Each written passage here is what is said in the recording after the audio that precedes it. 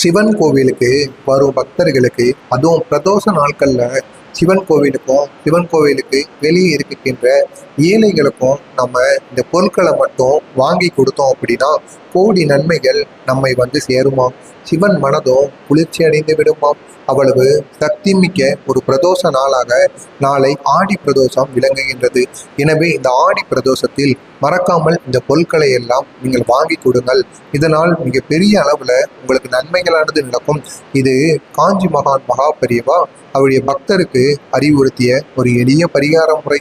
எனவே நீங்களும் இந்த ஒரு பரிகார முறையை நாளைய நாள் முடிவதற்குள் அங்கு இருக்கும் ஏழை பக்தர்களுக்கும் கோவிலுக்கு வந்த பக்தர்களுக்கும் நீங்க வாங்கி கொடுத்து விடுங்கள்.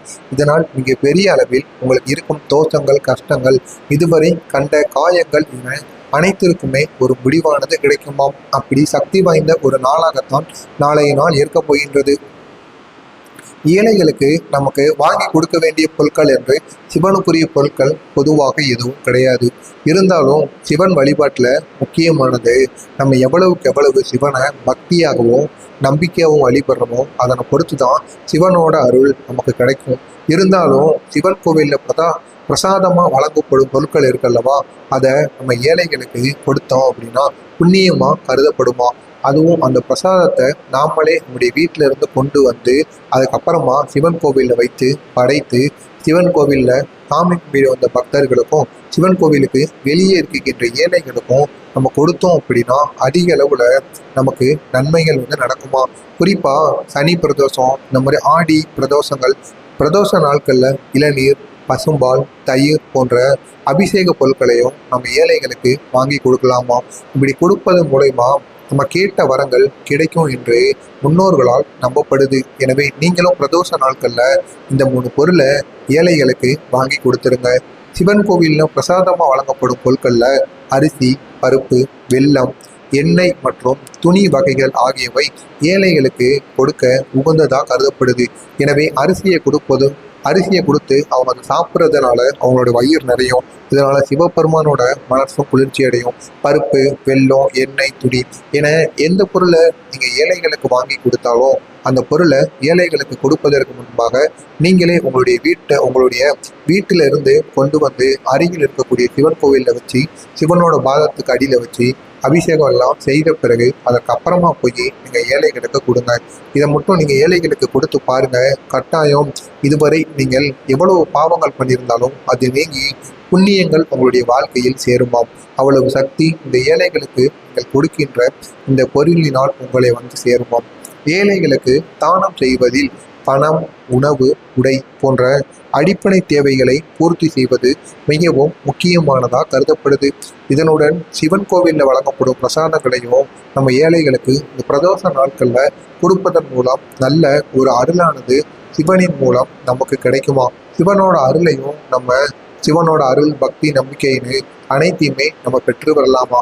எனவே இந்த ஒரு நாளில் நீங்கள் சிவனை மனதார நினைத்து அருகில் இருக்கக்கூடிய ஏழைகளுக்கு சாப்பாடு, அவர்கள் தாகத்தை தீர்க்கக்கூடியது, அவர்களுக்கு என்ன வேண்டும் என்று நீங்களே வாங்கி கொடுக்காமல் உங்களுடைய கைகளில் இருந்து நீங்களே கொண்டு சொல்லாமல் பணத்தை மட்டும் கொடுக்காமல் அவர்களுக்கு வேறு ஏதாவது பொருட்கள் வேணுமா, அவருக்கு வேறு ஏதாவது அடிப்படை தேவைகள் வேண்டுமா என்பது போல ஏழைகளுக்கு கேட்டு அதற்கு பிறகு நீங்கள் இந்த பொருளை வாங்கி கொடுங்கள். கட்டாயம் இதனால் உங்களுக்கு மிகப்பெரிய அளவில் நன்மைகளானது நடக்குமாம்.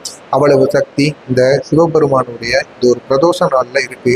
எனவே நீங்களும் தவறாம இந்த ஒரு பிரதோஷ நாளை பயன்படுத்தி கொண்டு உங்களால் முடிந்த அளவிற்கு நன்மையை ஏழைகளுக்கு செய்யுங்கள்.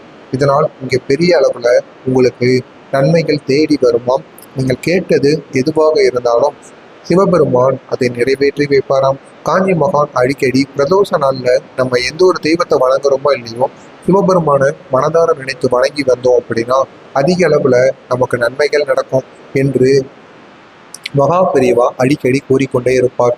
எனவே நீங்களும் இந்த ஒரு பிரதோஷ நாளில் சிவபெருமான மனதார நினைத்து சிவபெருமானுக்குரிய இந்த ஒரு பொருட்களையும் சிவபெருமான் கோவிலுக்கும் இந்த ஒரு பிரசாதத்தையும் நீங்கள் கொடுங்கள். சிவபெருமானின் அருள் உங்களுக்கு பரிபூரணமாக கிடைக்கும். உங்களுடைய கஷ்டங்கள், துன்பங்கள் என அனைத்தையுமே சிவபெருமான் நீக்கி வைப்பாராம். அவ்வளவு சக்தி வாய்ந்த ஒரு நாளாக உங்களுக்கு நாளைய நாள் அமையும். எனவே இந்த ஒரு நாளில் உங்களால் முடிந்த அளவிற்கு உங்களுடைய நண்பர்கள் உறவினர்களுக்கும் இந்த ஒரு வீடியோவை ஷேர் செய்து அவர்களையும் இந்த ஒரு செயலை செய்ய சொல்லுங்கள். உங்களால் அவர்களும் நன்றாக இருப்பார்கள். அவர்களுக்கு இருக்கும் தோஷங்கள் துன்பங்கள் என அனைத்திலும் இருந்து அவர்களும் ஈடுபடுவார்கள். எனவே நாளைய நாளில் நீங்கள் கோவிலுக்கு சென்றால் மட்டும் போதாது, இந்த ஒரு செயலையும் நீங்கள் எப்பொழுது கோவிலுக்கு சென்றாலும் செய்ய தொடங்குங்கள். இதனாலும் உங்களுக்கு இங்கே பெரிய அளவில் நன்மைகள் தேடி வரும். மறக்காம நம்மளுடைய சேனலுக்கு நீங்கள் புதிய பார்வையாளராக இருப்பேன். மறக்காம நம்ம சேனலை சப்ஸ்கிரைப் செய்து வைத்துக் கொள்ளுங்கள். அப்பொழுதுதான் நாம் தொடர்ந்து பதிவிடும் வீடியோக்கள் அனைத்தும் தொடர்ந்து உங்களுக்கு நோட்டிபிகேஷனாக வந்து கொண்டே இருக்கும். அப்பொழுதுதான் நம்ம தொடர்ந்து பதிவிடும் வீடியோக்கள் தினசரி பதிவேடுகளும் உங்களுக்கு தொடர்ந்து வந்து கொண்டே இருக்கும். மறக்காம நம்ம சேனலை ஒரே ஒரு சப்ஸ்கிரைப் மட்டும் பண்ணி வைத்துக் கொள்ளுங்கள். நன்றி, வணக்கம்.